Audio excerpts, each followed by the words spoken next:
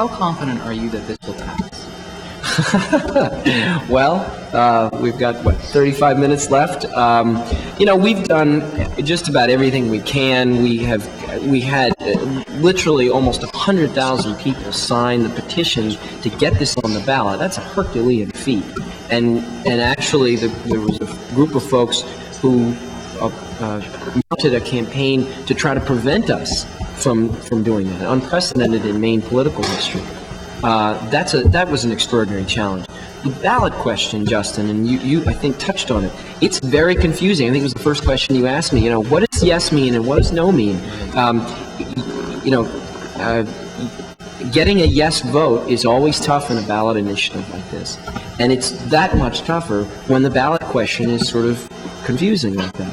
And that's the nature. Unfortunately, we certainly didn't write the question. Believe me, we would have found a much more simple way and direct way to do it. But part of what we've spent the last 3 months and 6 months, or 3 months doing, is making sure people know that if they want to reject this tax, they need to vote yes to do it. And we think that we know Maine people are behind us on that. And the question is making sure when they go to the polls, or when they did go, or if they go in the next half hour, that they check yes or scratch in the arrow yes to repeal this tax. Now, if this doesn't pass, what's next? You mean if yes is successful and the tax is repealed? Just the reverse. Okay. If we lose, right? Correct. Well, if we lose, then effective, I believe, December 1st, the tax would be implemented. And it's going to cause a heck of a lot of confusion, not so much for the larger retailers. The Hannafords and the Shaws have such a great automated system that when you drag a product through, they've already pre-programmed in what the amount is. But for your local convenience store who doesn't have that opportunity, and they get a 2-liter bottle that they probably sell for $1, but 2-liter bottle of flavored water. They're now going to have to calculate in. Well, I take that back. They will have to deal with the increase, the 42 cent per gallon increase on these products. And then the other tricky part is when you go to one of the things that's been lost in a lot of this discussion. When you go to Thornton Academy football or field hockey game, and the booster club sells soda or diet soda out of the fountain, your local soda fountain, or if you go to the movie theater, that's going to get taxed as well. And usually what they do when they mix in the water with the syrup at your local soda fountain. That item usually costs about $50 or $55. The new tax on that is going to bump that up another $20. So it's now overnight going to be 35%. And so the booster clubs and a lot of the other folks who sell that product from your local soda fountain, they're going to have to figure out how they're going to pass that on. And because, and not to belabor the point, but. One of the things that the other side has said is, oh, don't worry about this tax. It's not going the distributors or the wholesalers, they're going to pay for it, not you. And I would submit, if you hear that argument in the next 30 minutes from anyone, please understand that the person who's making it probably does not have a pretty good sense of how business operates. Business is going to have to pass that tax on. The local soda fountain, the local store that sells that, the local convenience store, they're going to have to pass that on. And that gets passed on to consumers. That's unfortunately how taxes work. And that then creates the negative effect, which I spoke about earlier, which is the $26 million in lost sales and the 400 lost full and part-time jobs. Thank you so much for coming on. Thanks very much. I appreciate it, and all the great work you guys are doing here, and it's just great that you and your classmates and Mr. Lund are really taking such an active role in this, and I'm sure that your classmates and your viewers appreciate it, and I do too. So thanks for having me. Thank you. And I hope you're taking an active role. You have 30 minutes before polls close, so get out there and vote if you haven't done so already. We have breaking news from the national election. Vermont, which has 3 electoral votes, has gone to Obama.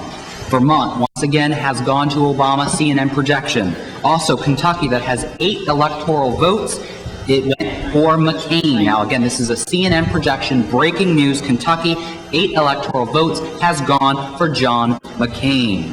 And again, you need 270 votes, electoral votes, to become president of the United States. We are going to send it over to our political correspondents, Lauren Bukovalis and Chelsea Bissonette, who are going to weigh in on this election. Take it away. Thanks, Justin. Lauren and I aren't quite old enough to vote yet, but Lauren, if you were old enough, who would you vote for? I'd be voting for Barack Obama. And why is that? One of the big issues of his that I support is ending the war in Iraq. And a lot of us want the war in Iraq to end, but what specifically do you want it to end for? My brother is actually in Iraq right now, and I'd just like to get the troops home safely. Wow, really? How old is he? My brother's 22 years old. How long has he been in Iraq? Petro has been in Iraq now for about 8 months. How has this affected you and your family? It's hard because every day on the news still, 5 years later, there's soldiers dying every day. It's a very dangerous job, and, my family just hopes that he gets home safely. I hope he gets home safely, too. Do you know anyone else in Iraq?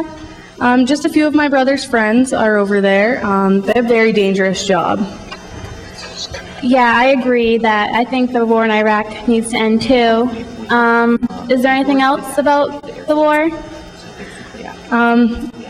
Just wanted to end and hope everybody gets home safely and wish for the best. Thank you, Justin. Thank you so much, Lauren and Chelsea. Thank you so much. We're actually going to go into our mock election. Last week, students all across Maine participated in Maine's annual mock election. So here are the results. For president, John McCain received 34% of the votes to Barack Obama 61.9%. So there was a clear winner there for students all across Maine. Barack Obama is their nominee for president. Cynthia McKinney came in with 1.1% and Ralph Nader 2.3% for president. United States Senate. Tom Allen, 40%, who's the Democratic candidate. Susan Collins, 58.2%. So there's a 12-point gap between Tom Allen and Susan Collins.